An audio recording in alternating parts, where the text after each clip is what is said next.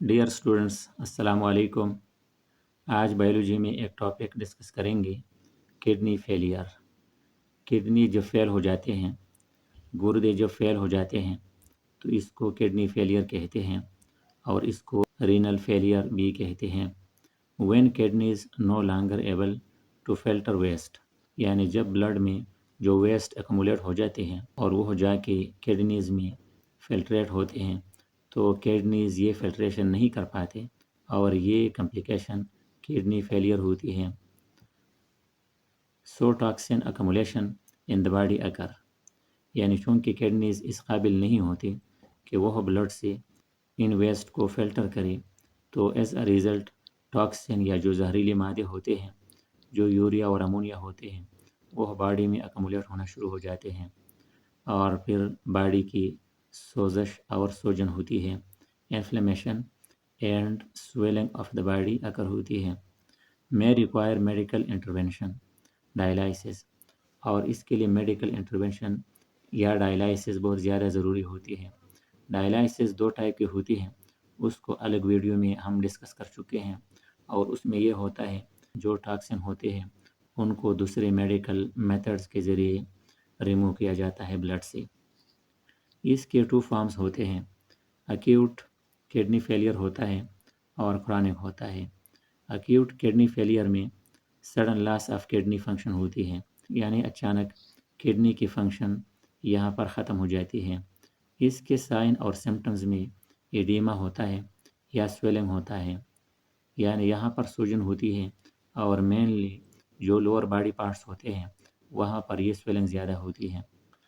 Decrease urine output, urine की output कम हो जाती है और सीजर्स या झटके की बीमारियाँ आते हैं।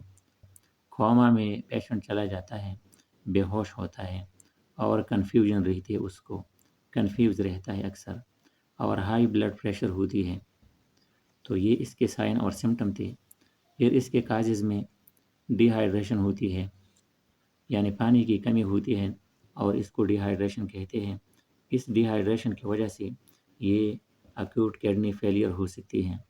सेकंड नंबर मेडिकेशंस हैं, मेडिसिन्स की वजह से किडनी फेलियर हो सकती है और इन्फेक्शंस की वजह से भी ये पॉसिबली अकर हो सकती हैं। ऑटो इम्यून डिजीज़ भी हो सकती है, यानी ऐसी डिजीज़ होती है कि जिसमें हमारा अपना इम्यून सिस्टम हमारे बॉडी के अगेंस्ट काम करता है, हमारे बॉडी के अगेंस्ट फाइट शुरू करता है और ये ऑटो इम्यून डिजीज़ होती है। ये एक जेनेटिक डिसऑर्डर होती है। सेकंड नंबर पर क्रॉनिक रीनल फेलियर होती है। क्रॉनिक में आहिस्ता आहिस्ता किडनी अपना काम करना छोड़ देते हैं और ये क्रॉनिक होती है। फिर इस क्रॉनिक कंडीशन के नतीजे में ESRD और यूरेमिया, ये दो किडनी रिलेटेड कंडीशंस होते हैं, ये जन्म लेते हैं। फिर इसके सिम्टम्स में फैटीग होती है, थकावट होती है, स्वेलिंग या सूजन होती है, नौजिया होती है, हाई ब्लड प्रेशर और खून की कमी या एनीमिया।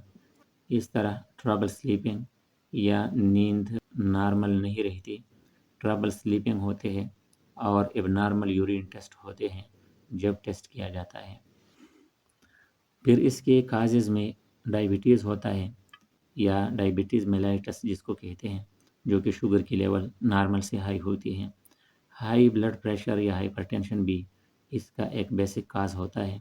और तीसरा किडनी इन्फेक्शन होता है, किडनी के इन्फेक्शन की वजह से भी ये काज हो सकते हैं। फिर ट्रीटमेंट में मेडिकेशंस हम यूज़ कर सकते हैं, डायलिसिस कर सकते हैं।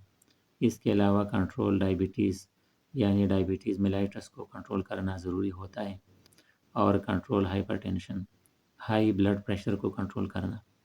ये मेडिकेशंस और डायलिसिस हम दोनों टाइप की किडनी फेलियर में कर सकते हैं, लेकिन डायबिटीज़ और हाइपरटेंशन को कंट्रोल करना ये मेनली क्रॉनिक रीनल फेलियर में यूज़ किए जाते हैं, क्योंकि ये दूसरा क्रॉनिक कंडीशन ये लॉन्ग लास्टिंग होता है और जब पता लगता है क्रॉनिक का तो फिर डायबिटीज़ और हाइपरटेंशन को कंट्रोल करना ज़रूरी होता है ताकि मज़ीद कॉम्प्लिकेशन का सामना ना हो सके और इन दोनों को कंट्रोल करके क्रॉनिक रीनल फेलियर से अपने आप को रिकवर किया जा सकता है।